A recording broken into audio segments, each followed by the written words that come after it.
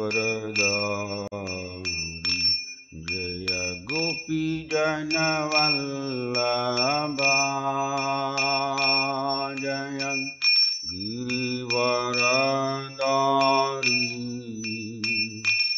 जय गिरिवरदारी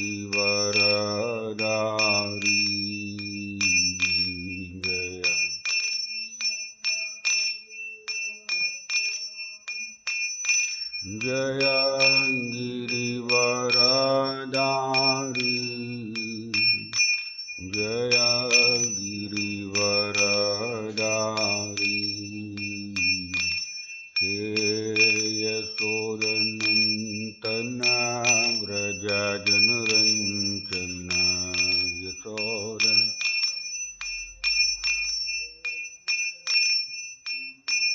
यशोदनन्दन व्रज जनरञ्जन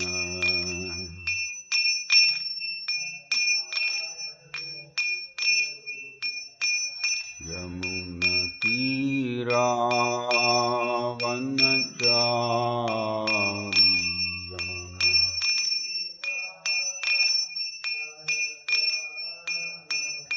यमुनतीरावनचारी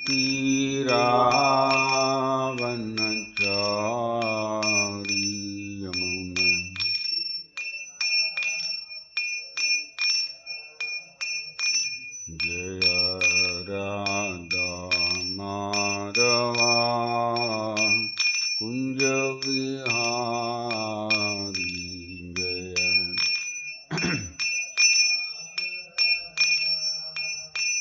कुंज विहारी जय राधा माधवा कुंज विहारी जय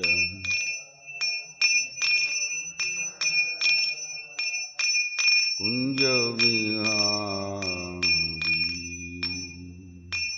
जय ओम विष्णुपाद परमहंस परिव्रजकाचार्य अष्टोत्तर सदश्री श्रीमद् डिवाइन ग्रेस अभय चरणारविंद भक्ति वेदांत स्वामी श्रील प्रभुपाद की जय ओम विष्णुपाद परमहंस परिव्रजकाचार्य अष्टोत्तर सदश्री श्रीमद् डिवाइन ग्रेस भक्ति सिद्धांत सरस्वती गोस्वामी ठाकुर श्रील प्रभुपाद की नमाचार्य श्रील हरिदास ठाकुर की प्रेम से कहो श्री कृष्ण चैतन्य प्रभु नित्यानंद श्री अद्वैत गदाधर श्रीवासादि गौर भक्त वृंद की श्री रूप सनातन भट्ट रघुनाथ श्री जीव गोपाल भट्टदास रघुनाथ षड गोस्वामी वृंद की श्री श्री राधा कृष्ण गोप गोपीनाथ श्याम कुंड राधा कुंड गिरि गोवर्धन की व्रजभूमि वृंदावन धाम की मायापुर नवदीप धाम की जगन्नाथपुरी धाम की मथुरा धाम की जय जगन्नाथ बलदेव सुभद्र महारानी की श्री श्री निताई गौर सुंदर की श्री श्री प्रहलाद नरसिंहदेव भगवान की श्री श्री राधा माधव की श्री कृष्ण भगवान की हरे कृष्ण महामंत्र की हरिनाम संकीर्तन यज्ञ की पतित पावन श्रील प्रभुपाद की निताई गौर प्रेमानंदे। ओम नमो भगवते वासुदेवाय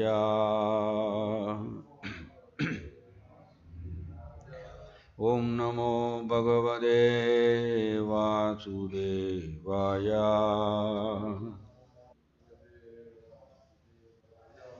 ओम नमो भगवते वासुदेवाय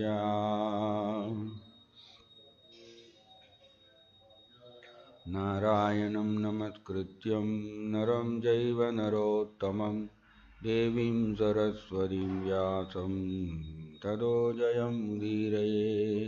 Shrimad Bhagavatam Canto 3 Chapter 26 Text 72 Translation Purport by His Divine Grace A.C. Bhaktivedanta Swami Srila Prabhupada की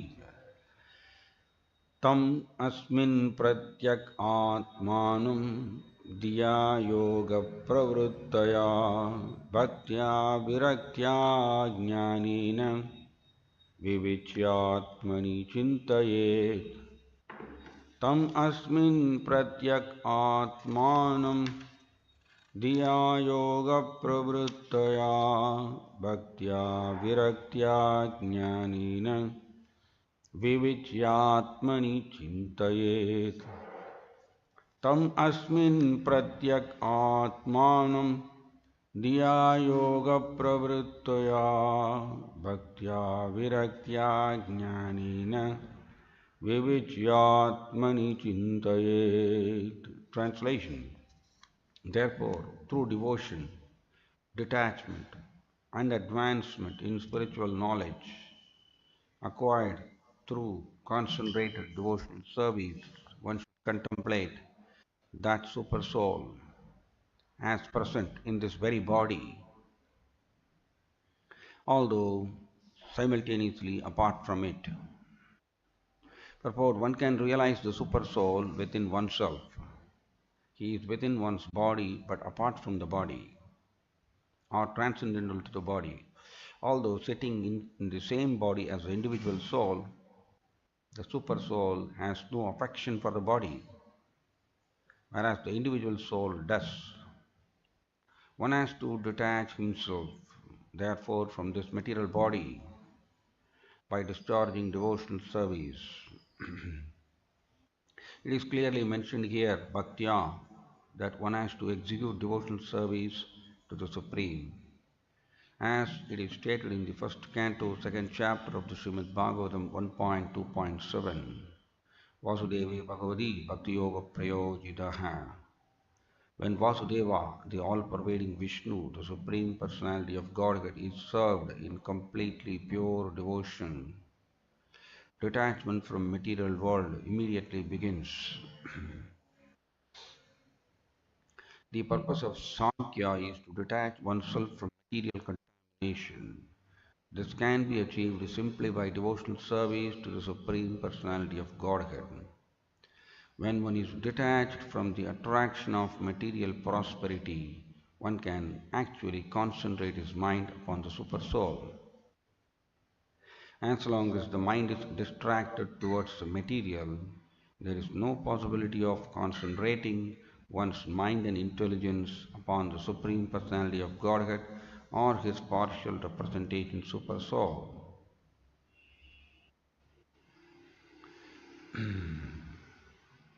In other words, one cannot concentrate one's mind and energy upon the Supreme unless one is detached from the material world. Following detachment from the material world, one can actually attain transcendental knowledge of the Absolute Truth. As long as one is entangled in sense enjoyment or material enjoyment, it is not possible to understand the Absolute Truth. This is also confirmed in Bhagavad Gita 18.54. One who is freed from the material contamination is joyful and can enter into devotional service. And by devotional service, he can be liberated. In the Srimad Bhagavatam first canto, it is stated that one becomes joyful by discharging devotional service. In that joyful attitude, one can understand the signs of God or Krishna consciousness. Otherwise, it is not possible. The analytical study of the elements of material nature and the concentration of the mind upon the super soul are the sum and substance of the Sankhya philosophical system. The perfection of this Sankhya Yoga culminates in devotional service unto the Absolute Truth. Thus, in the Bhaktivedanta purports of the third canto, 26th chapter of the Srimad Bhagavatam, entitled Fundamental Principles of Material Nature. Om Tat Sat. Om Jnanatimirandasya Jnananjanachalakaya Chakshurunmilitam Yena Tasmai Shri Gurave Namaha. Namo Om Vishnupadaya Krishnaprasthaya Bhutale Srimade Jayapataga Swaminidhi Namini Namacharya Padaya Nitai Kripa Pradayine गौरकददामदाय नगरग्रामदारिणि नमः ॐ विष्णुपादाय कृष्णप्रस्थाय भूतले श्रीमदे भक्तिवेदान्तस्वामिनिधि नामिनि नमस्ते सरस्वती देवे गौरवाणी प्रचारिणे निर्विशेषशून्यवादी पाश्चात्यदेशधारिणि जय श्री कृष्ण चैतन्य प्रभु नित्यानंद श्री अद्वैत गदाधर श्रीवासादि गौरभक्तवृंद हरे कृष्ण कृष्ण कृष्ण हरे हरे हरे राम राम राम हरे हरे.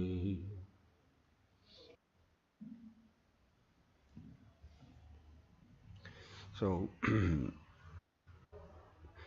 நாம் அந்த உபனிஷத் ஸ்லோகத்தில் பார்க்குறோம். ஸ்வேதாஸ்வதர உபனிஷத்தில் அதில் என்ன சொல்லியிருக்குன்னா, ரெண்டு விதமான பறவைகள் உட்கார்ந்துருக்குன்னு படிக்கிறோம். மரத்தில் ரெண்டு விதமான பறவைகள். இந்த ஒரு பறவை மரத்தினுடைய பழங்களை சாப்பிட்றதுல ரொம்ப பிஸியாக இருக்கு. அண்ட் பக்கத்தில் இருக்கக்கூடிய நண்பனான பறவையை பார்க்கல. ஏன் பார்க்கல அப்படின்னா, இந்த பறவை மரத்தினுடைய பழங்களை சாப்பிட்றதுல ரொம்ப பிஸியாக இருக்கிறதுனால. எப்படி, உதாரணத்துக்கு ஒரு பெரிய மரம் இருக்கு, அதில் நிறைய பழங்கள் இருக்கும். அந்த நிறைய பழங்களை இந்த பறவை சாப்பிட்றதுல ரொம்ப பிஸியாக இருந்ததுன்னா, நேச்சுரலி பக்கத்தில் இன்னொரு பறவை உட்காந்துருக்கு. அந்த பறவையுடைய கவனம் பக்கத்தில் இன்னொரு பறவை உட்கார்ந்துருக்காருங்கிறதே இந்த பறவைக்கு தெரியாது. இதனால தான் இங்கே ஸ்லோகத்தை சொல்லப்பட்டிருக்கு, இந்த பறவை மரத்தினுடைய பழங்களை சாப்பிட்றத விடணும். இது இம்பார்ட்டண்ட்.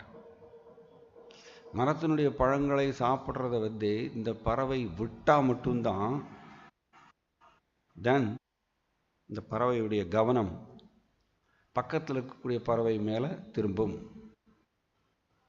அதனால தான் இங்கே சொல்லப்பட்டிருக்கு. முன்னாடி ஸ்லோகத்திலையும் பொருளுரையில் பிரபுபாத சொல்றார், only by devotional service and detachment can one perform the process of linking with absolute.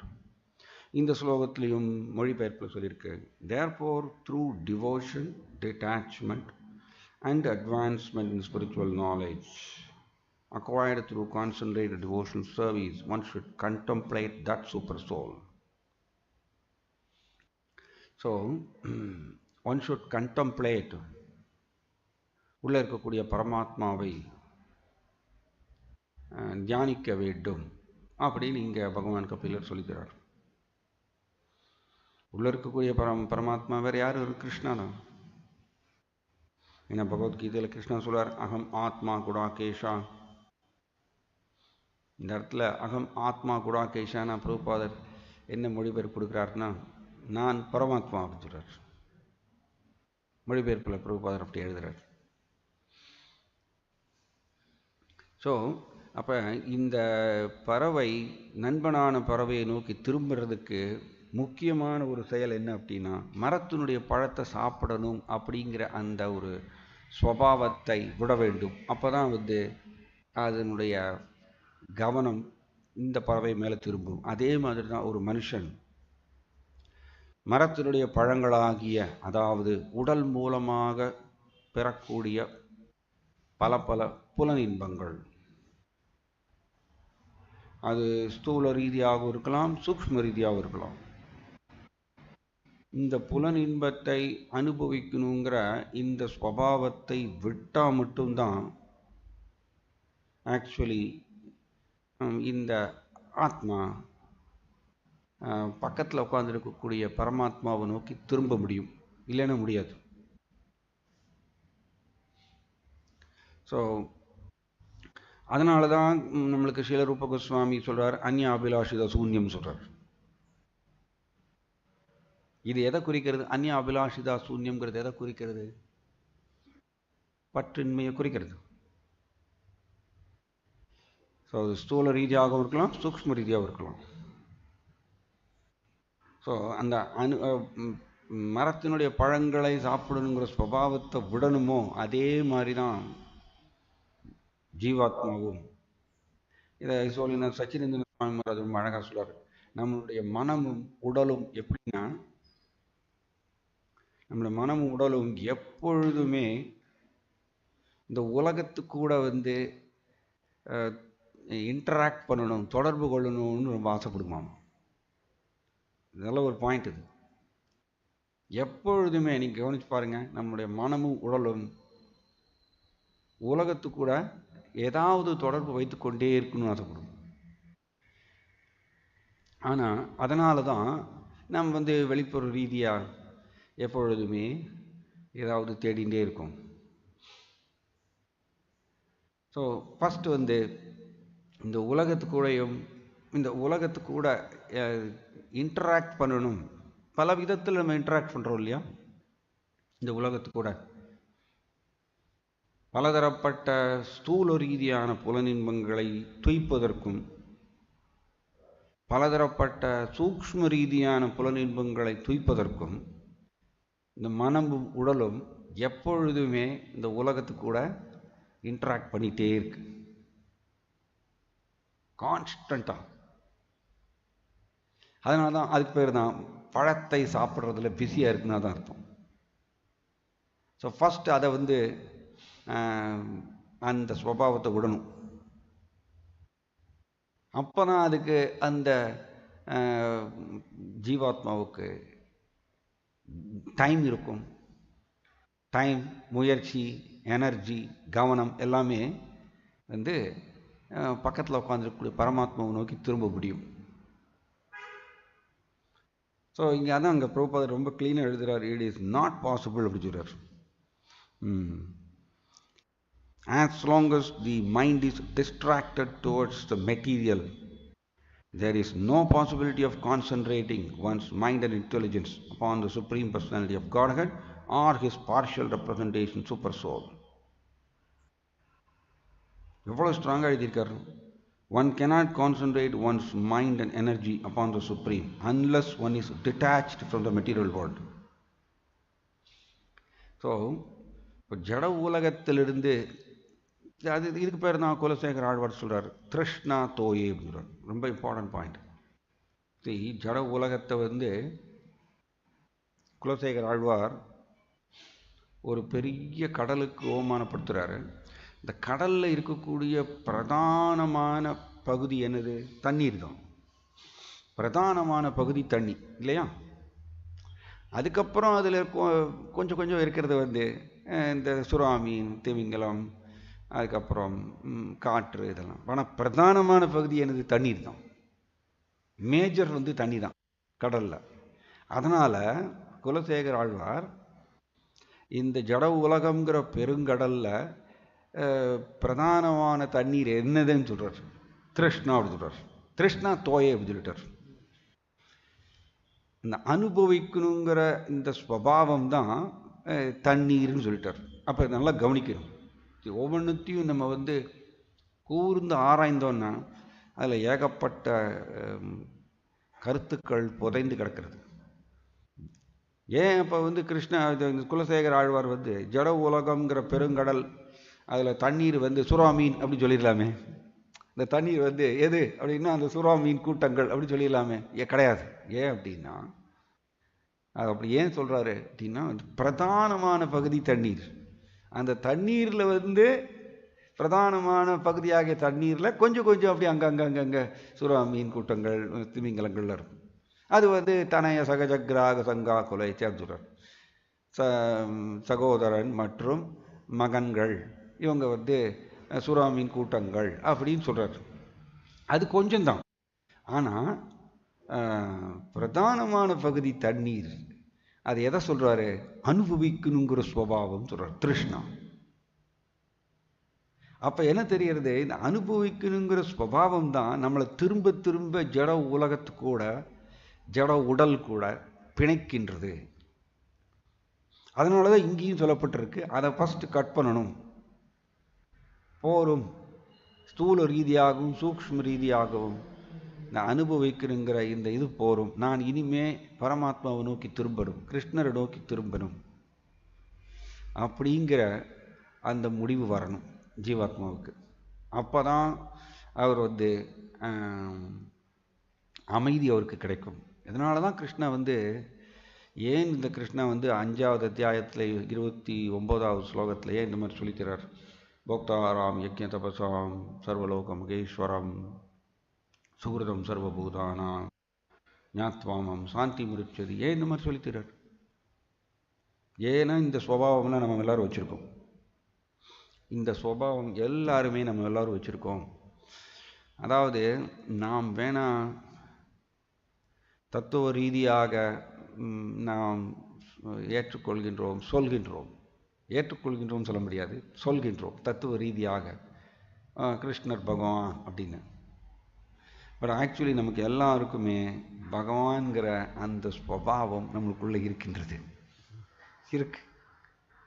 பகவான்கிற ஸ்வபாவம் நம்மளுக்கு எல்லாருக்குமே உள்ளே இருக்குது. அதனால தான் நாம் இந்த உலகத்தில் இன்னமும் உழண்டுட்டுருக்கோம். இந்த பகவான்கிற அந்த ஸ்வபாவத்தை நம்ம விட்டுட்டோம் அப்படின்னா உடனடியாக கிருஷ்ணன் நம்மளை தூக்கிடுவார், கோலோக பிருந்தாவன் கூட்டின்னு போயிடுவார்.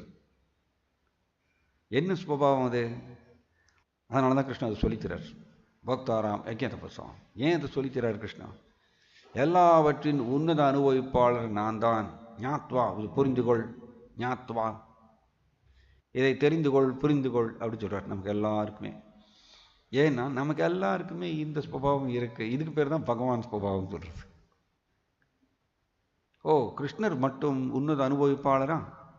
நானும் என் மட்டில் நான் அனுபவிக்க வேண்டும். இதுக்கு பேர் தான் பழங்களை சுவைப்பதில் பிஸியாக இருக்கக்கூடிய அந்த பறவை அப்படின்னு சொல்றது. அதுதான் அர்த்தம். கிருஷ்ணர் மட்டும் உன்னத அனுபவிப்பாளரா? நானும் என் மட்டில் என் வட்டத்தில் முடிஞ்ச அளவுக்கு நான் அனுபவிக்க வேண்டும், இப்படிங்கிற ஸ்வபாவம். இந்த ஸ்வபாவம் இருக்கிற வரைக்கும் நம்ம என்ன பண்றோம்னா, இந்த ஸ்வபாவம் தான் திருஷ்ணான்னு சொல்லிட்டார் குலசேகர ஆழ்வார். அனுபவிக்கணுங்கிற இந்த ஸ்வபாவம் இது இருக்கிற வரைக்கும் நம்மளுடைய மனமும் உடலும் ஜட உலகத்து கூட தான் இன்டராக்ட் பண்ணிட்டே இருக்கும். உள்ள ஆழ்ந்து இருக்க முடியாது.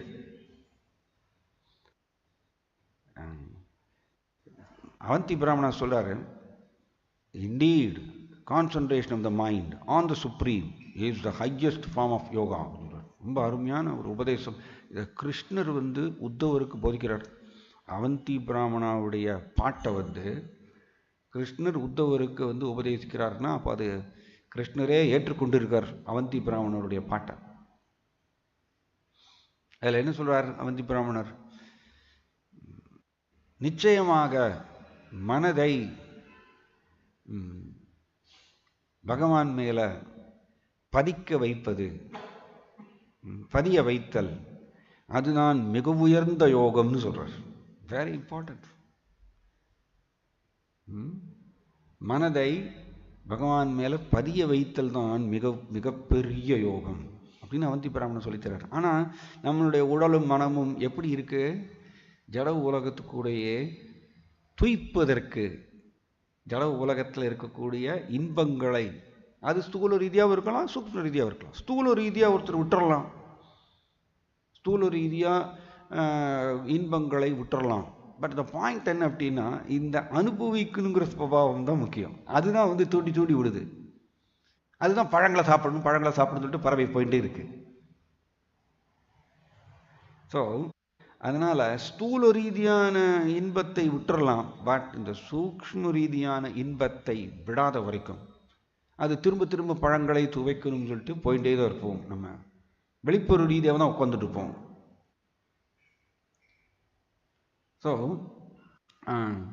ஸோ அதனால தான் இங்கே குலசேகர ஆழ்வார் இந்த மாதிரி சொல்கிறார், ஜட உலகம்ங்கிற பெருங்கடலில் இருக்கக்கூடிய பிரம்மாண்டமான பகுதி தண்ணீர் எது அப்படின்னா அனுபவிக்கின்ற சுபாவம். அதாவது இப்படி சொல்லலாம், கட்டுண்ட ஜீவாத்மா உடல் எடுப்பதற்கு இந்த உலகத்தில் திரும்ப திரும்ப ஜென்மம் எடுப்பதற்கு காரணம், முக்கியமான காரணம் இந்த பிரம்மாண்டமான பகுதியாகிய தண்ணீராகிய அனுபவிக்கிற சுபாவம். அதுதான் காரணம். அதனால தான் இங்கே வந்து சொல்லப்பட்டிருக்கு. பிரபுபாதர் பொருள்களை இந்த மாதிரி சொல்றார், இந்த ஸ்லோகத்திலையும் சொல்றார். இந்த பற்றின்மை வராத வரைக்கும் ஒருத்தரால பரமாத்மாவை நோக்கி தியானிக்க முடியாதுன்னு சொல்றார். ஏன் அப்படின்னா நம்மளுடைய மைண்டை திரும்ப திரும்ப திரும்ப அது வந்து நம்மளை திசை திருப்பிட்டே இருக்கும், வெளிப்புற ரீதியாகவே திசை திருப்பிட்டே இருக்கும். ஸோ ஆனால் பிரபுபாதர் இங்கே இருந்து சொல்றாருன்னா, இந்த பற்றின்மை ஒரு பக்தருக்கு எப்படி வரும், ஒரு ஞானிக்கு எப்படி பற்றின்மை வருது, பக்தருக்கு எப்படி பற்றின்மை வருது? ஞானி தன்னை ஆத்மான்னு, ஞான யோகத்தில் 2 பகுதி இருக்கு. ஒன்று வந்து தன்னை ஆத்மாங்கிறது வந்து அவர் வந்து நேத்தி பண்ணி அவர் தெரிஞ்சுக்கிறார். அது தெரிஞ்சுன்றதுனால அவர் வெளிப்புற ரீதியான பழங்களை சுவைப்பதில் அவர் அதை கட் பண்ணுறார். ஆனால் மாயாவுடைய ஒரு இது என்னென்னா, மாயாவுடைய ஒரே குறிக்கோள் சரணாகதின்னு நம்ம சொல்கிறோம் அடிக்கடி. கிருஷ்ணர் வந்து மாமேகம் சரணம் ரஜா அப்படின்னு சொல்கிறார், எனக்கு மட்டுமே சரணாகதி அடை. பல இடங்கள் இந்த மாதிரி சொல்கிறார். இந்த மாமேவையே பிரபத்தியந்தே மாயாமேதாம் திறந்தித்தே, எனக்கு சரணாகதி அடைகிறதுனால மட்டுமே மாயாவை தாண்ட முடியும். சரணாகதிங்கிறது என்ன? கிருஷ்ணர் வந்து முழு முதற் கடவுள் பகவான். அதனால் அவர் வந்து சரணாகதியினுடைய நுணுக்கங்களை சொல்லணும்னு அவசியம் இல்லை. அவர் என்ன, ஒரு முழு முதற் கடவுள். அவர் ஜஸ்ட்டு இப்போ எப்படி பிரைம் மினிஸ்டர் வந்து கீழே இருக்கக்கூடிய ஸ்டேட் சீஃப் மினிஸ்டருக்கோ இல்லை ஒவ்வொரு ஸ்டேட்டில் இருக்கக்கூடிய கமிஷனர் இவங்களாம் இருப்பாங்க இல்லையா, அவங்களுக்கெல்லாம் வந்து ஜஸ்ட்டு அந்த இன்ஸ்ட்ரக்ஷன், அந்த ஒன் வேர்டு இன்ஸ்ட்ரக்ஷன் அது மட்டும் தான் கொடுப்பார். அதுக்கப்புறம் அந்த நுணுக்கங்களை அவங்க எப்படி செயல்படுத்துவதுன்னு சொல்லிட்டு அதை டிஸ்கஸ் பண்ணுவாங்க. அந்த கமிஷனர், ஸ்டேட் சீஃப் மினிஸ்டர் இவங்கெல்லாம் டிஸ்கஸ் பண்ணுவாங்க, உரையாடுவாங்க. இதை எப்படி செயல்படுத்தலாம், இந்த பிரைம் மினிஸ்டர் கொடுத்த இந்த ஒரு இன்ஸ்ட்ரக்ஷனை அப்படின்னு சொல்லிட்டு அதில் நுணுக்கங்களை வந்து அலசி ஆராய்வாங்க. அதுக்கப்புறம் அதை அப்படியே பிரித்து அப்படியே கொண்டு போவாங்க. அதே மாதிரி தான் பகவான் கிருஷ்ணா முழு முதற் கடவுள். அதனால் அவர் வந்து மாமேகம் சரணம் பிரஜா அதை மட்டும் சொல்லிட்டு போயிட்டார். ஏன்னா ஒரு பிரைம் மினிஸ்டர் மாதிரி. அதனால் நுணுக்கங்களுக்குள்ள அவர் போக வேண்டிய அவசியம் இல்லை. எனக்கு சரணாகதி அடைந்தால் மாயாவை தாண்டலாம் சொல்லிட்டு போயிட்டார். ஸ்ரீ சைத்தன்ய மகாபிரபு பக்தர் உருவத்தில் வரும் பொழுது, அதே பகவான் ஸ்ரீ சைத்தன்ய மகாபிரபுவாக பக்தர் உருவத்தில் வரும் பொழுது சரணாகதி எப்படி பண்ணணும்னு இந்த நுணுக்கங்களை சொல்லிக்கிறார். ஸோ இந்த நுணுக்கங்களை சைத்தன்ய மகாபிரபு, சரணாகதியுடைய நுணுக்கங்களை சைத்தன்ய மகாபிரபு சொல்லி தரலை அப்படின்னா நம்மளால் அதை புரிஞ்சிக்கவே முடியாது. எப்படி சரணாகதி செய்வதுன்னு நம்மளுக்கு தெரியாது. ஏற்கனவே கட்டுண்ட ஜீவாத்மா மாயாவுடைய மயக்கத்தில் குழம்பி யயா சம்மோகிதோ ஜீவோ அப்படி சொல்லியிருக்கு. யயா சம்மோகிதோ ஜீவோ, அத்தனை ஜீவாத்மாக்களும் சம்மோகிதான், மாயாவுடைய முழு குழப்பத்தில், சம்மோகிதான் முழு குழப்பத்தில் வந்து சிக்கியிருக்காங்க. அதனால் மாயாவால் டெஃபினட்டாக வந்து சரணாகதி எப்படி பண்ணுறதுங்கிறது மாயாவால் தானாக புரிஞ்சுக்க முடியாது.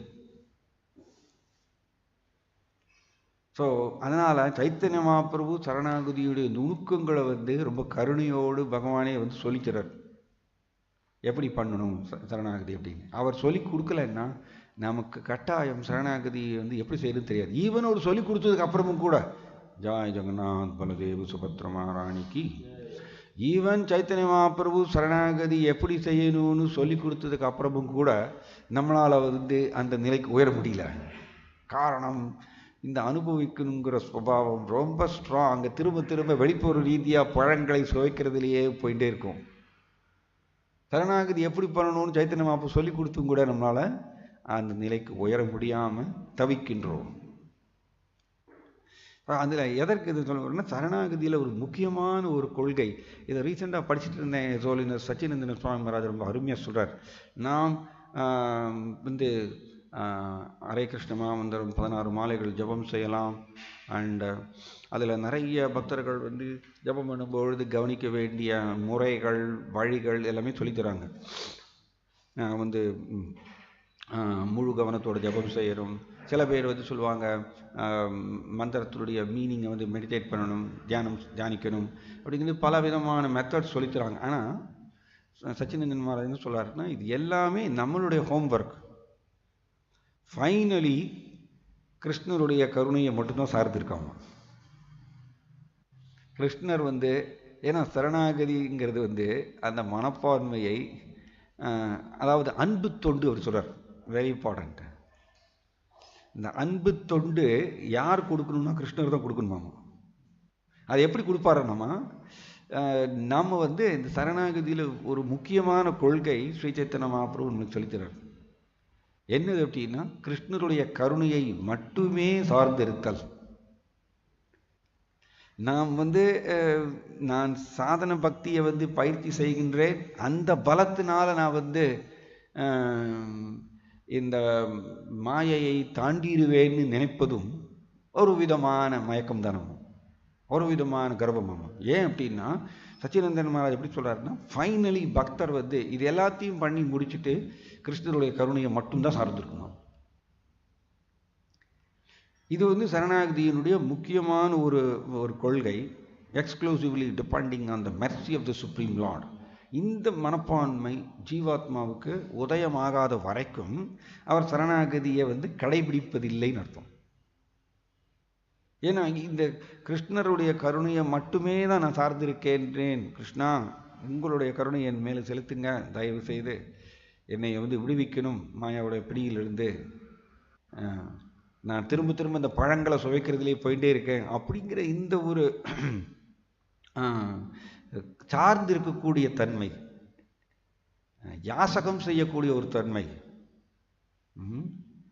ஸோ இது வந்து ஜீவாத்மா வந்து ஸ்ட்ராங்காக வளர்த்து கொள்ளாத வரைக்கும் கிருஷ்ணர் வந்து அதை அந்த மனப்பான்மை ஜீவாத்மாவுக்கு வராத வரைக்கும் அவர் கொடுக்க மாட்டாரம்மா, அன்பு தொண்டை கொடுக்க மாட்டாரம்மா. அப்படி வந்து சச்சினந்தன் மகாராஜ் சொல்கிறார். ஸோ அப்போ அந்த பிரேமையை வழங்குவது கிருஷ்ணர் தான். அதனால தான்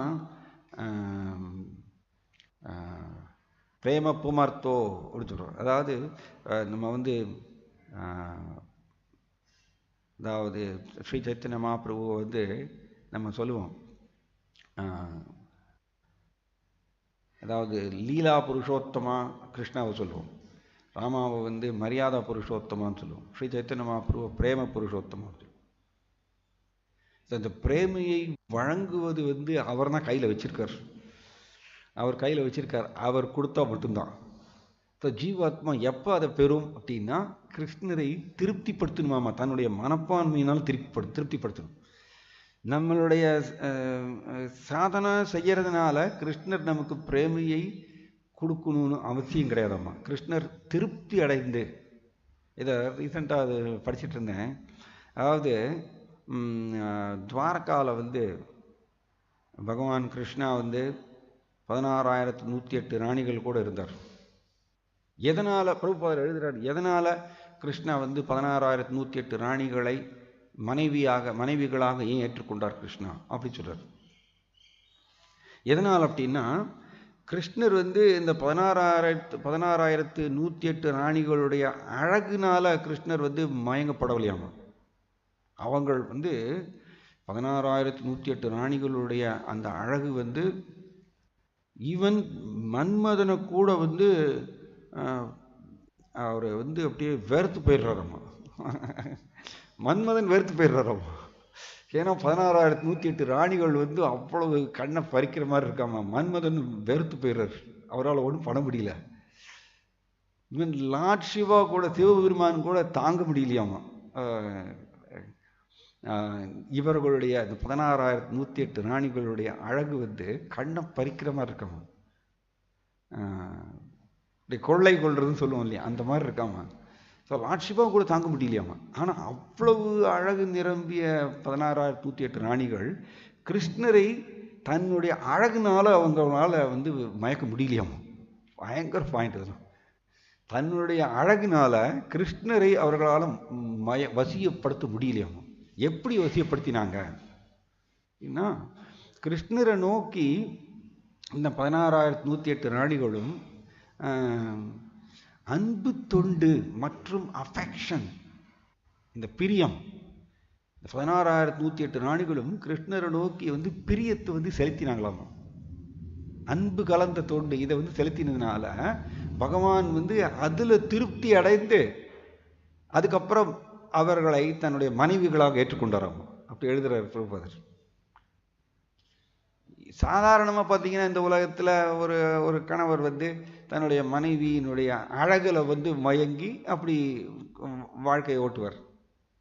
ஆனால் பகவான் இவங்களுடைய அழகு மன்மதனே ரொம்ப வெறுத்து போயிடுறார், தோத்து போயிடுறாராம்மா. அவரால் ஒன்றும் பண்ண முடியல. ஆனால் கிருஷ்ணர் மயங்கலையாம்மா இவர்களுடைய அழகுனால. ஏன்னா கிருஷ்ணர் எப்பொழுதுமே தெய்வீகமானவர். ஸோ எப்படி அவங்க கிருஷ்ணரை திருப்திப்படுத்தினாங்கன்னு இப்படி தான் தன்னுடைய பிரியம் மற்றும் அன்பு தொண்டு அதை நோக்கி கிருஷ்ணரை நோக்கி செலுத்தினதுனால கிருஷ்ணர் திருப்தி அடைந்து ஓகே நான் உங்களை மனைவிகளாக ஏற்றுக்கொள்கின்றேன், பதிலுக்கு பரிமாற்றம் செய்கிறாராம்மா கிருஷ்ணா. இப்படி தான் கிருஷ்ணா 16,108 ராணிகளை மனைவிகளாக ஏற்றுக்கொண்டாராம்மா. பார்க்கறதுக்கு வெளிப்புற ரீதியாக பார்க்கும் பொழுது ஏதோ அவர் சாதாரண ஒரு ஒரு ஒரு மேல் எப்படி ஃபீமேலில் கவர்ந்து இழுக்கப்படுற மாதிரிய அப்படி மாதிரி தெரியும். ஆனால் அப்படி இல்லையம்மா. ஸோ இது எதுக்கு இது சொல்ல வரேன்னா, கிருஷ்ணர் அதே மாதிரி தான் நம்மளும் சாதன பக்தி செய்யறதுனால கிருஷ்ணர் தன்னுடைய கருணையை பிரேமையை நமக்கு கொடுக்கணும்னு அவசியம் கிடையாது. அவசியம் கிடையாதம்மா. கிருஷ்ணர் எதில் திருப்தி அடைகிறாருன்னா, இந்த ஸ்ரீ சைத்தன்ய மகாபிரபு சொல்லிக் கொடுத்த பிரகாரம் சரணாகதியினுடைய முக்கிய கொள்கையாகிய கிருஷ்ணருடைய கருணையை மட்டுமே எல்லா சமயத்திலும் எல்லா சூழ்நிலையிலும் சார்ந்திருக்கக்கூடிய ஒரு ஸ்வபாவம் ஜீவாத்மாவுக்கு வரணும். அது வந்தால் மட்டும்தான் கிருஷ்ணா அதில் திருப்தி அடைந்து, எப்படி இந்த ராணிகளுடைய ஸ்வபாவத்தில் திருப்தி அடைந்து கிருஷ்ணர் அவர்களை மனைவிகளாக ஏற்றுக்கொண்டார். அவர்களுடைய அழகில் மயங்கி கிருஷ்ணா மனைவிகளை ஏற்றுக்கல. சாதாரணமாக இந்த உலகத்தில் ஒரு பாய் ஒரு கல்யாணம் பண்ணிக்கிறார் அப்படின்னா அவர் கண்டிஷன் போடுவார், நிறைய கண்டிஷன் போடுவார். எனக்கு வரக்கூடிய மனைவி அழகாக இருக்கணும், இப்படி இருக்கணும், அப்படி நிறைய கண்டிஷன் போடுவார். ஆனால் கிருஷ்ணா அப்படி இல்லை. அவர்கள் என்னை நோக்கி அன்பு தொண்டு மற்றும் பிரியம் செலுத்துறதுனால அதற்கு நான் பதிலுக்கு பரிமாற்றம் நான் செய்கிறேன். ஏன்னா கிருஷ்ணா இங்கீதம் தெரிஞ்சவர், ரொம்ப பர்ஃபெக்டாக இங்கீதம் தெரிஞ்சவர். நாம் அவரை நோக்கி ஏங்கினால் தென் பதிலுக்கு அவர் பரிமாற்றம் செய்வார். அவர் ஏமாற்ற மாட்டார் அவர். ஆனால் நம்ம ஏங்கணும். அதுதான் கிருஷ்ணருடைய கருணையை மட்டுமே சார்ந்திருத்தல். இது முக்கியமான ஒரு கொள்கை சரணாகதி தத்துவத்தில் சைத்தன்ய மகாபிரபு சொல்லித்தரார். இது வராத வரைக்கும் நாம் ஓகே நான் சாதன பக்தியை ரொம்ப செவ்வனே செஞ்சு முடிச்சுட்டேன், எனக்கு கிருஷ்ணர் என்னை அறியாமையில் விடுவிக்க வேண்டும், அறியாமையில் இருந்து விடுவிக்க வேண்டும் அப்படின்னு நாம் கிருஷ்ணர்கிட்ட டிமாண்ட் பண்ண முடியாது. அது நமக்கு திரும்பவும் நம்மளை கர்வத்தில், இது பக்தி சாஸ்திரி கிளாஸில் கூட டிஸ்கஸ் பண்ணிட்டு இருந்தோம், திரும்பவும் நம்மளை கர்வத்துக்குள்ளே கொண்டு போகுமா. ஸோ அதனால தான் இந்த மாதிரி சொல்லப்பட்டிருக்கு. ஸோ ஒன் பாயிண்ட் என்ன அப்படின்னா, இப்போ ஒரு பாய் ஒரு கேர்ளை நேசிக்கிறார்னு வச்சுக்கோங்க. ஒரு பெண்ணை அவர் நேசிக்கிறாருன்னா அந்த பாய் என்ன பண்ணுவார்? எப்போ பார்த்தாலும் அந்த பெண்ணை நினச்சிட்டே இருப்பார் இல்லையா? சிம்பிள். ஜட உலகத்தில் அந்த பெண்ணை நினச்சிட்டே இருப்பார். அவங்க எங்கே இருக்காங்க, என்ன பேசுகிறாங்க, என்ன செயல் செய்கிறாங்க, அதை பற்றியே நினச்சிட்டே இருப்பார். அதே மாதிரி தான் ஒரு பக்தரும் கிருஷ்ணர் மேலே இந்த ஒரு கவர்ச்சியை வளர்த்து கொண்டதுனால அவர் என்ன பண்ணுவார்? அவருடைய சிந்தனை ஃபுல்லாக கிருஷ்ணரை நினச்சிட்டே இருப்பார். இதனால தான் இங்கே சொல்கிறாரு, one should contemplate that super soul. கான்டம்ப்ளேட்னா என்னது? தியானிக்கிறது, நினைக்கிறது. ஸோ ஒருத்தர் ஒரு கிருஷ்ணர் மேலே இந்த கவர்ச்சியை வளர்த்து கொண்ட இந்த பக்தர் என்ன பண்ணுவார்? கிருஷ்ணரை நினச்சிட்டே இருப்பாராமா எல்லா டைம்லையும் அவர் கிருஷ்ணர் இப்போ என்ன செய்வார்? எப்படி கோபியர்கள் கிருஷ்ணரை நினச்சிட்டே இருந்தாங்க. கிருஷ்ணா விருந்தாவனத்தில் இருந்து துவாரகா போனதுக்கப்புறம் கோபியர்கள் விருந்தாவனத்தில் கிருஷ்ணரையே நினச்சிட்டே இருந்தாங்க. என்ன பண்ணிட்டு இருக்காரு? இப்போ யார் வந்தாலும் கேட்பாங்க. உத்தவர் வந்தால் கோபியர்கள் கேட்பாங்க, கிருஷ்ணா இப்போ எப்படி இருக்கார்? சௌக்கியமாக இருக்காரா? என்ன பண்ணிட்டு இருக்கார்? அவர் இந்த நகரத்து பெண்கள் கூட அவர் ரொம்ப ஜாலியாக இருக்கார். எங்கள் கிராமத்து பெண்கள் எங்களை மறந்து போயிட்டாரா கிருஷ்ணா? இப்படியெல்லாம் கேட்பாங்க. அவங்க ஃபுல்லாக அவங்களோட சிந்தனை ஃபுல்லாக கிருஷ்ணரை சுற்றி சுற்றி வந்துட்டே இருக்கு. ஸோ இது எல்லாமே நம்ம சைத்தன்ய மகாபிரபு இதெல்லாம் நம்மளுக்கு சொல்லி கொடுத்துருக்காரு. அவர் செஞ்சு காமிச்சிருக்கார். அதனால தான் கிருஷ்ணரும் திரும்ப திரும்ப திரும்ப கிருஷ்ணா துவாரகால ராஜாவாக இருந்தாலும் கூட திடீர்னு நடுவில் எழுந்திருப்பாரம்மா. ஆக்சுவலி ஒரு ஆச்சாரியர் சொல்கிறார், கிருஷ்ணா 16,108 ராணிகளோட அவர் துவாரகாவில் ஒரு தூங்கிட்டு இருக்கும் பொழுது நடுவில் திடீர்னு எழுந்திருப்பாராம்மா. எழுந்திருச்சு கிருஷ்ணா அவர் ராதா ராதா ராதா ராதான்னு சொல்லுவாராம்மா. அப்போ என்னங்கிறது அவங்க கேட்பாங்களாம்மா அந்த ராணிகள். இப்போ கிருஷ்ணன் விளக்கு வரோம் என்னென்னா, பிருந்தாவனத்தில் இந்த மாதிரி கோபியர்கள், ஸ்ரீமதி ராதாராணி, கோபர்கள் இவங்க எல்லாருமே என்னையவே நினச்சி நினச்சி நினச்சி உருகுறாங்க. அவர் தான் கிருஷ்ணா இங்கிதம் தெரிஞ்சவர். உடனே அவர் பரிமாற்றம் செய்வாராம், ஏமாற்ற மாட்டார்.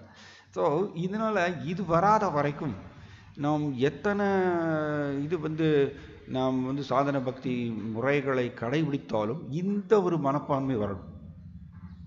ஏங்கணும், அவரை நோக்கி அவருடைய கருணையவே நினைச்சு யாசிக்கணும், அவர்கிட்ட திரும்ப போகணும் அப்படிங்கிற வரணும், இந்த மனப்பான்மை வரணும். இதுதான் சென்ட்ரல் பிரின்சிபிள், மைய கொள்கை இது.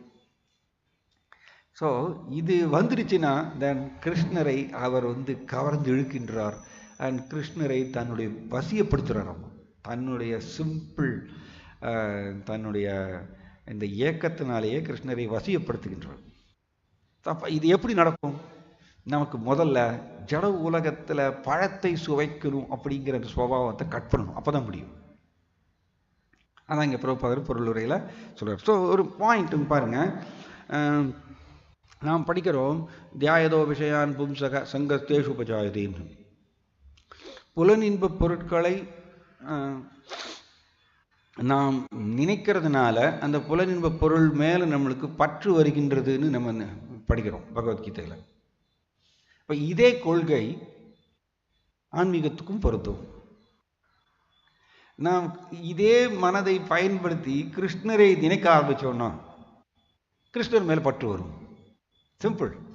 இப்படி இந்த மனதை பயன்படுத்தி புலனின்ப பொருட்களை நினைக்கும் பொழுது இடைவிடாமல் புலனின்ப பொருட்களை திரும்ப திரும்ப திரும்ப நினைக்கும் பொழுது புலனின்ப பொருள் மேலே நம்மளுக்கு பற்று ஏற்படுகின்றது. அதே மாதிரி தான் அதே மனதை பயன்படுத்தி கிருஷ்ணரை இடைவிடாமல் நினைத்தால் கிருஷ்ணர் மேலே பற்று வரும். இந்த கிருஷ்ணர் மேலே பற்று வருவது தான் ஆக்சுவலி இந்த ராக அனுபவக்குள்ள போகிறது. ராக அனுபவ பக்தியில் தான் பார்த்தீங்கன்னா ஆசக்தின்னு சொல்கிறோம். கிருஷ்ணர் மேலே பற்று, அபரிமிதமான பற்று. அப்போ கிருஷ்ணர் மேலே அபரிமிதமான பற்று ஒருத்தருக்கு வருவது அப்படின்னா அவர் ராக அனுபவ பக்திக்குள்ளே போகிறாருன்னு அர்த்தம். மைதியிலிருந்து உயர்கின்றார். அப்போ அந்த அபரிமிதமான பற்று எப்படி வரும்? அவரை கிருஷ்ணர் சொல்லிக் கொடுத்த உபதேசம் பிரகாரமே தான். அவரை இடைவிடாமல்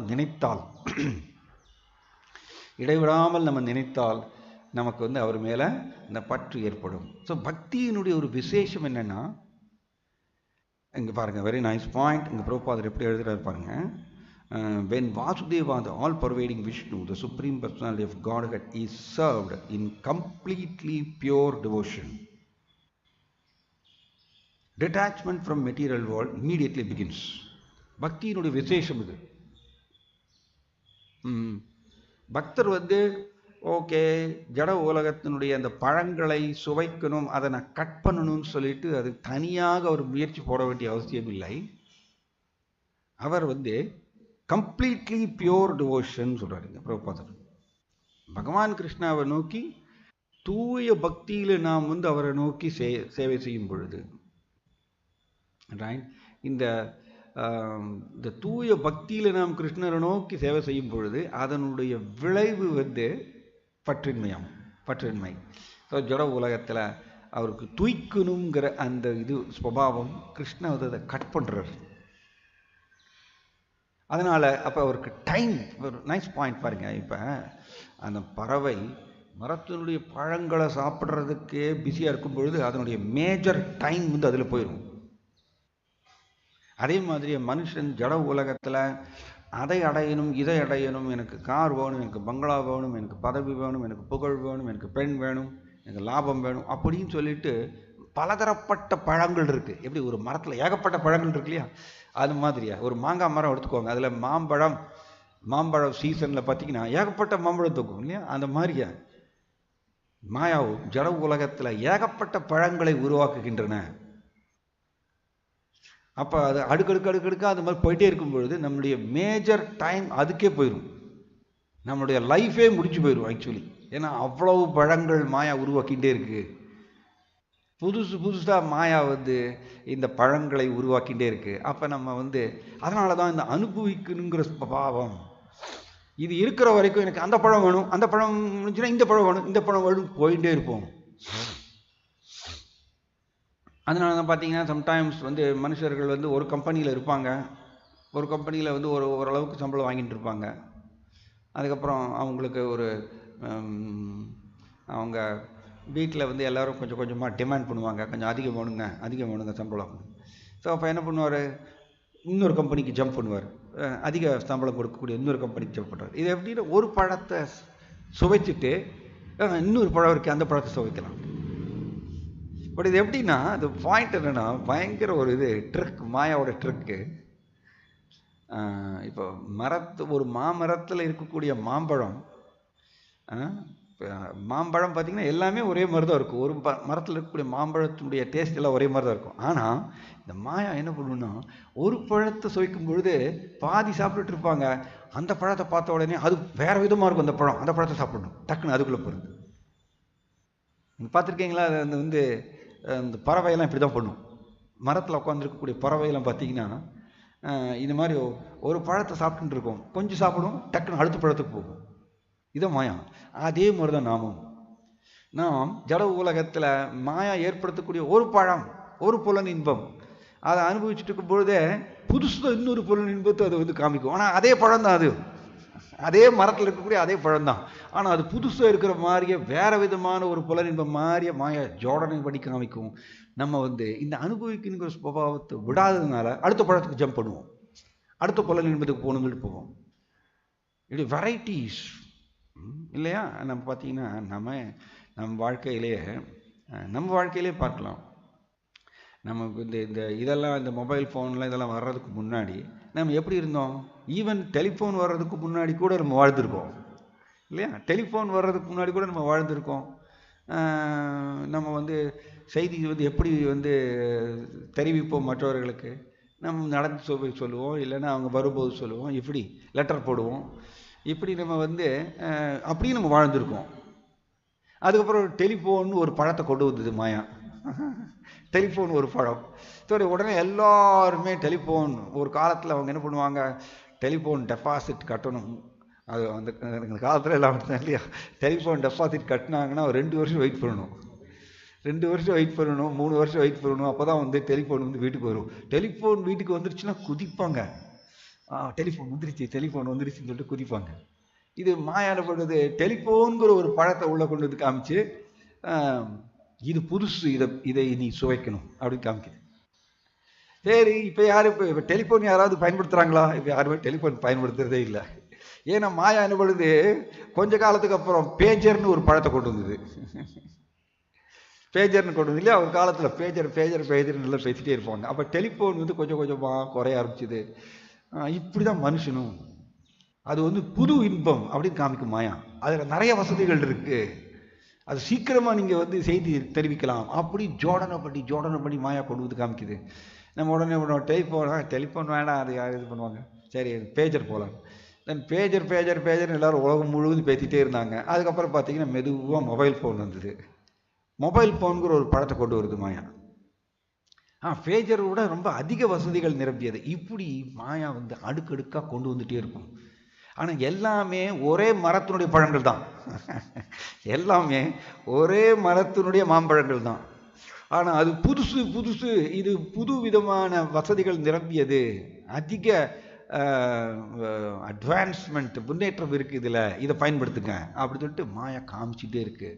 நாம் இந்த அனுபவிக்கணுங்கிற சுபாவத்தை விடாததுனால நம்ம திரும்ப திரும்ப திரும்ப போயிட்டே இருக்கோம். ஒரு பழத்தில் இன்னொரு பழத்துக்கு போயிட்டே இருக்கோம். அப்புறம் எப்படி நம்ம பரமாத்மா நோக்கி திரும்புறது? எப்படி நம்ம பரமாத்மா நோக்கி திரும்புறது? இது முடியாத காரியம். ஸோ அதனால தான் கிருஷ்ணா இதை சொல்லிக்கிறார் பகவத்கீதையில். எல்லாவற்றின் உன்னத அனுபவிப்பாளர் நான் புரிஞ்சுக்கோ அப்படின்னு சொல்றார். ஸோ அப்போ நமக்கு எல்லாருமே கிருஷ்ணர் பகவான்னு சொல்லலாம் தத்துவ ரீதியா. பட் எல்லாருக்குமே பகவான்கிற ஸ்வபாவம் நமக்குள்ளே இருக்கின்றது. நம்ம எல்லாருமே அனுபவிக்கணும்னு பிளான் பண்ணிகிட்டே இருக்கோம். அப்போ இந்த அனுபவிக்கணுங்கிற ஸ்வபாவம் கட் பண்ணாத வரைக்கும் வெளியில தான் தேடிட்டு இருப்போம். உள்ள பரமாத்மா உட்காந்துக்கிறது பார்க்க மாட்டோம். ஸோ அதனால தான் இந்த விரக்திங்கிறது சொல்கிறாருங்க. ஸோ பக்தியினுடைய ஒரு விசேஷம் என்ன? பகவானை நோக்கி தூய பக்தி செய்தால் அந்த ஜீவாத்மா கிருஷ்ணர் அவருக்கு விரக்தியை கொடுக்குறாருமா. இந்த அனுபவிக்கணுங்கிற ஸ்வபாவத்தை அவர் கட் பண்ணுறாரு கிருஷ்ணா. அதனால் அவருக்கு மேஜர் டைம் அவருக்கு சேவ் ஆகும், பாதுகாக்கப்படும். அவருக்கு கொடுக்கப்பட்ட அந்த குறிப்பிட்ட கால வாழ்க்கையை அவரால் முழு அளவில் பரமாத்மா நோக்கி திரும்ப முடியும், அல்லது கிருஷ்ணரை நோக்கி திரும்ப முடியும். ஸோ அதனால தான் நாம் இந்த கொள்கை பிரகாரமே புலனின்ப பொருட்களை நினைத்தால் அதை அடையணும்னு சொல்லிட்டு நம்மளுக்கு ஆசை வருகின்றது, அந்த பற்று வருகின்றது, அதை அடையணும்னு சொல்லிட்டு. அப்போ அதே தான் கிருஷ்ணரை நாம் நினைக்க ஆரம்பித்தால் இதே மனதை பயன்படுத்தி கிருஷ்ணர் மேலே நம்மளுக்கு பற்று வரும். இதே கொள்கை தான். கிருஷ்ணர் மேலே பற்று உதயமாகின்றது. ஸோ அது ராக நூகு பக்தி, அது நாளடைவில் உயர்ந்து அது கிருஷ்ணர் மேலே பிரேமையாக மாறும். ஒரே மனம்தான், அதை எப்படி பயன்படுத்துகின்றோங்கிறது அதை பொறுத்து அது நம்மளுக்கு விளைவு வருகின்றது. மனையேவ மனுஷானாம் காரணம் பந்த மோக்ஷயோகோ. அமிர்த பிந்து உபனிஷத்துலேருந்து பிரபுபாதர் இதை மேற்கோள் கொடுக்குறார். மனம் மட்டுமே காரணம், மனுஷன் பந்தப்படுவதற்கும் விடுபடுவதற்கும் மனம் மட்டுமே காரணம். அதான் பிரபுபாதர் இங்கே சொல்கிறாரு. பாருங்க, the analytical study of the elements of material nature and the concentration of the mind upon the super soul are the sum and substance of the Sankhya philosophical system. சாங்கிய யோகத்தினுடைய முக்கியமான கடைசி நோக்கம் என்னன்னா, மனதை பரமாத்மாவை நோக்கி தியானிப்பதுன்னு சொல்றார். மனதை மற்றதிலிருந்து விலக்கி பரமாத்மாவை நோக்கி தியானிப்பது, இதுதான் சாங்கிய யோகத்தினுடைய முழு தத்துவம் அப்படின்னு இங்கே பிரபுபாதர் எழுதுறார். ஸோ அதனால் நாம் இதை பழகணும். இது செய்ய செய்ய செய்ய வெளியிலிருந்து நாம் விலகிப்போம். ஆக்சுவலி ஜட உலகத்தில் மனுஷர்கள் வாழ்க்கை பார்த்தீங்கன்னா சிம்பிளி வெளி உலக சமுதாயத்துக்கோசரமே அவங்க வாழறாங்க. வெளி உலக சமுதாயத்துக்கோசரம் அவங்க ட்ரெஸ் பண்ணுவாங்க, தன்னை அலங்கரித்து கொள்வாங்க. வெளி உலக சமுதாயத்துக்கோசரம் பொருட்களை இத்தனை பொருட்களை நான் வச்சிருந்தால் எனக்கு அந்தஸ்து சமுதாயத்துக்கு நடுவில் அப்படி சொல்லி சிம்பிளி மாயாவுடைய டிக்டேஷன் சொல்லுவோம். அதை டிமாண்ட் பண்ணிகிட்டே இருக்காங்க. அது பிரகாரம் அதை வேணும் இது வேணும்னு சொல்லி போயிட்டே இருக்காங்க. ஸோ அதனால் ஆன்மீக வாழ்க்கை எப்படின்னா, முதல்ல அதை கட் பண்ணணும். நான் கிருஷ்ணருக்கு கூட உறவை வளர்த்து கொள்ளணும். இனிமேல் வெளிப்புற ரீதியாக நான் பார்க்க வேண்டிய அவசியம் இல்லை. ஆக்சுவலி சோழினர் சச்சினந்தன சுவாமி மகாராஜ் சொல்கிறார், நம்ம பக்தி யோகா பயிற்சி செய்வது யாரை திருப்திப்படுத்துவதற்கு? ஆக்சுவலி கிருஷ்ணரை திருப்திப்படுத்துவதற்கு. கிருஷ்ணரை திருப்திப்படுத்துவதற்கு தான் நம்ம பக்தி யோகா செய்கிறோம். ஆனால் மாயா ரொம்ப பவர்ஃபுல். நம்ம அதை கவனிக்கலேன்னு வச்சுக்கோங்க, நம்ம கூட இருக்கக்கூடிய மனிதர்களை திருப்திப்படுத்துவதற்கோசரம் அப்படிங்கிற மாதிரி மாறிடுவோம். மாயா வெரி ட்ரிக்கி, ரொம்ப கிளவர். ஆக்சுவலி சோழினர் சச்சினந்தன சுவாமி மகாராஜ் ரொம்ப அருமையாக சொல்கிறார். எப்படின்னா, நம்ம ஆன்மீக குருவை திருப்திப்படுத்துகின்றோம் அப்படின்னு. பட் ஆன்மீக குரு, உண்மையான ஆன்மீக குரு என்ன சொல்றாரு? கிருஷ்ணருக்கு சரணாகதி அடைங்க, அதை சொல்லித்தரார். அது ரொம்ப அழகா சொல்றாரு. அதாவது ஆன்மீக குருங்கிற கிளாஸ் ரைட், அந்த கிளாஸ் உள்ள சப்போஸ் இப்போ வந்து ஒரு கிளாஸ் கேபின் இருக்கு, ஒரு கிளாஸ் கேபின். அந்த கிளாஸ் கேபின் வழியை பார்க்கும் பொழுது உள்ள இருக்கக்கூடிய பொருட்கள் நம்மளுக்கு தெரிய வருது. அதே மாதிரியே இந்த ஆன்மீக குரு அவர் வந்து கிளாஸ் கேபின் மாதிரியா அவர் காமிச்சு கொடுக்குறார். ஸோ நம்ம ஆன்மீக குருவுடைய உபதேசங்களை கடைபிடிக்கணும். பட் ஃபைனலி ஆன்மீக குரு எதை அடையணும்னு விரும்புகிறாரு, சிஷ்யர்கள் எதை அடையணும்னு விரும்புகிறாருன்னா கிருஷ்ணர் மேலே அவர் வந்து அன்பு வளர்த்து கொள்ளணும்னு விரும்புகிறார். உள்ள இருக்கக்கூடிய கிளாஸுக்கு உள்ள இருக்கக்கூடிய பகவான் விக்கிரகங்கள், கிருஷ்ணா, அவரை வந்து நம்ம வந்து பார்க்கணுமாமா. ஸோ இது வந்து சம்டைம்ஸ் வந்து நம்ம வழி தவறி போயிடுவோம். ஃபைனல் கோல் வந்து சென்ட்ரல் பிரின்சிபல், மைய கொள்கை என்ன அப்படின்னா, எல்லா யோகத்தினுடைய மைய கொள்கை ஃபைனலி ஜீவா வந்து கிருஷ்ணரை நோக்கி முகம் திருப்பணும், கிருஷ்ணர் மேலே கவர்ச்சியை வளர்த்து கொள்ளணும். இதுதான் ஃபைனல் கோல். ஸோ ஒரு உண்மையான ஆன்மீக குரு இதை சொல்லிக் கொடுப்பார். பிரபுபாதர் அதை சொல்லிக் கொடுத்தார். பல இடங்கள் அதை தான் சொல்றார் பிரபுபாதர். எங்கேயுமே பிரபுபாதர் வந்து தன்னுடைய சிஷ்யர்களை பார்த்து என் மேல நீங்க கவர்ச்சி வளர்த்து கொள்ளணும்னு சொல்லல. என்னுடைய உபதேசங்களை கடைபிடிங்க, ஸ்ட்ரிக்டா கடைபிடிங்க. ஆனா நான் என்னுடைய உபதேசங்கள் என்ன அப்படின்னு சொல்றாரு. ஆன்மீக குருடைய உபதேசங்கள் என்ன? கிருஷ்ணர் மேல கவர்ச்சி வளர்த்துக் கொள்ளுங்க, கிருஷ்ணர் மேல பக்தி வளர்த்துக் கொள்ளுங்க. இதை தான் திரும்ப திரும்ப ஆன்மீக குரு சொல்லிட்டே இருக்கார். அதனால அவர் என்ன சொல்றாரு, என்னுடைய உபதேசங்களை திறமேற்றுக் கொள்ளுங்கள். பட் இந்த ஜீவாத்மா சம்டைம்ஸ் என்ன ஆயிரும்னா, கிருஷ்ணர் மேல கவர்ச்சியை வளர்த்து கொள்ளணும், அதை விட்டுட்டு இப்படி பலதரப்பட்ட உப கவர்ச்சிகள் அதுல வந்து மாட்டிப்பாங்க.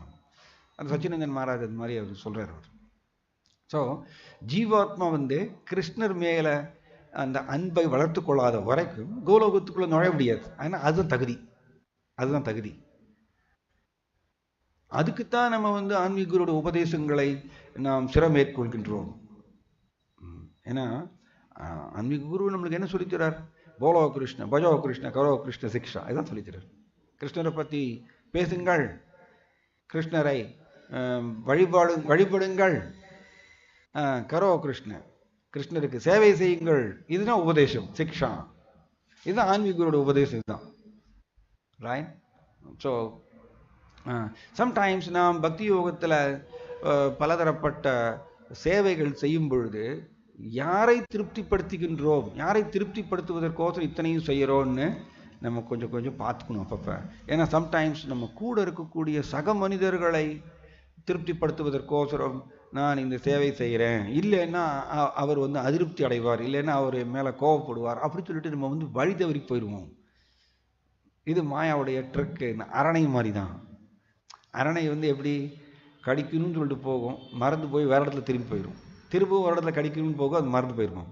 அந்த மாதிரி தான் மாயாவும் நாமும் மாயாவுடைய இந்த மயக்கத்தினால யாரை திருப்திப்படுத்தணுங்கிறது வந்து சம்சித்திர் ஹரிதோஷணம். Very nice point. ஹரிதோஷணம் பிரபுபாதர் சொல்லிக் கொடுக்குறாரு நமக்கு. ஸ்ரீமத் பாகவதம் அப்படிதான் நமக்கு சொல்லித்தராது. ஹரிதோஷணம், ஹரியை திருப்திப்படுத்துவதுதான் சம்சித்திர், முழு பக்குவம். ஜீவாத்மா முழு பக்குவத்தை அடைய முடியும். அதனால சாங்கிய யோகத்தினுடைய கடைசி நோக்கம் என்னன்னா, ஜீவா வந்து பரமாத்மாவை நோக்கி திரும்பணும், தன்னுடைய மனம் கிருஷ்ணரை நோக்கி பரமாத்மாவை நோக்கி திரும்பணும். ஸோ அப்போ மனம் கிருஷ்ணரை நினைக்காத வரைக்கும் கிருஷ்ணர் மேல அட்டாச்மெண்ட் வராது. எப்படி? அந்த கொள்கை பிரகாரம் தான். புலனின்ப பொருட்களை நினைத்தால் புலனின்ப பொருட்கள் மேல அட்டாச்மெண்ட். அப்போ அதே தான், அதே மனம்தான், ஒரே மனம்தான். எப்படி ஒரு ஒரு திருடன் வந்து ஒரு கத்தியை யூஸ் பண்ணி இன்னொருத்தரை கொலை பண்ணுறாரு, கொலை பண்ணி பணத்தை எடுத்துகிட்டு ஓடுறாரு. அதே ஒரு டாக்டர் வந்து அதே கத்தியை யூஸ் பண்ணி அவர் வந்து ஒருத்தருக்கு வந்து சர்ஜரி பண்ணுறாரு, அவருக்கு நிறைய ஃபீஸ் கொடுக்குறாங்க. ஒரே கத்தி தான். எப்படி பயன்படுத்துகின்றோங்கிறது தகுந்தா போல் அவருக்கு வந்து நிறைய ஃபீஸ் வந்து தானாக கொண்டு வந்து கொடுக்குறாங்க அந்த டாக்டருக்கு. அண்ட் இன்னொருத்தருக்கு வந்து அவர் வந்து பயந்து பயந்து ஓடுறார். அண்ட் சம்டைம்ஸ் அதை வந்து திருடனை பிடிச்சி ஜெயிலில் போட்டுருவாங்க இந்த கொலை பண்ணுறதுனால. ஸோ ஒரே கத்தி தான், எப்படி பயன்படுத்துகின்றோம். அதே மாதிரி ஒரே மனம்தான், அதை எப்படி பயன்படுத்துகின்றோங்கிறது பொருட்டு இருக்கு. நாம் அதை மனதை கிருஷ்ணரை நினைப்பதற்கு பயன்படுத்தினால் நம்மளுக்கு ரிவார்டு, ஃபீஸ் கிடைக்கும். என்ன ஃபீஸ்? கிருஷ்ணர் மேலே அட்டாச்மெண்ட், அண்ட் ஃபைனலி கிருஷ்ணர் மேலே பிரேமை, அண்ட் கிருஷ்ணர்கிட்ட திரும்பி போகலாம். இதே மனதை வந்து நாம் வந்து எப்படி திருடர் வந்து கத்தியை யூஸ் பண்ணி கொலை பண்ணுற மாதிரியா, இதே மனதை பயன்படுத்தி நாம் ஜட உலக விஷயங்களையும் நினைக்கலாம். வெளிப்புற ரீதியாக இருக்கக்கூடிய பல பல பழங்களை சுவைக்கணும்னு சொல்லிட்டு மனதை பயன்படுத்தலாம். விளைவு என்ன? ஜெயிலில் மாட்டிக்கிற மாதிரியா, ரைட்? திருடன் ஜெயிலில் மாட்டிக்கிற மாதிரியா நாமும் ஜட உலகம்ங்கிற அந்த ஜெயிலில் மாட்டிப்போம். பல பல உடல்களை எடுத்துகிட்டே இருப்போம். அதனால் மனதை எப்படி பயன்படுத்துகின்றோம் அதை பொறுத்து தான் இருக்குது. So it's very important. நம்மளோட பக்தி யோகமும் இதே தான். அதனால தான் சாங்கிய யோகம் பிரதபாலாக பிரபதந்தீன பண்டிதாக ஏக்கம் அப்யஸ்தித சம்யக் உபயோர் விந்ததே ஃபலம். கிருஷ்ணா இந்த பகவத்கீதையில் சொல்லித்தரார் 5வது அத்தியாயத்தில். சாங்கிய யோகமும் பக்தி யோகமும் ஒன்று தான். அது யாராவது வித்தியாசப்படுத்தி பார்த்தால் அவர் வந்து முட்டாள் கொடுத்துருவார், அவர் புத்திசாலி அல்ல அப்படின்னு கிருஷ்ணா வந்து கண்டிக்கிறார். ஏன்னா சாங்கிய யோகத்துடைய நோக்கமும் ஃபைனலி என்னது? மனம் பரமாத்மாவை நோக்கி லயிக்க வேண்டும். இதுதான் ப்ரோபர் இந்த இடத்துல சொல்கிறார். பக்தி யோகமும் அதே தான், மனம் கிருஷ்ணரை நோக்கி லயிக்க வேண்டும். ஸோ இதில் எந்த ஒரு, ஏன்னா பகவான் கபிலர் சொன்னது பகவான் கிருஷ்ணர் சொன்னதுக்கு ஆப்போசிட்டாக இருக்குமா?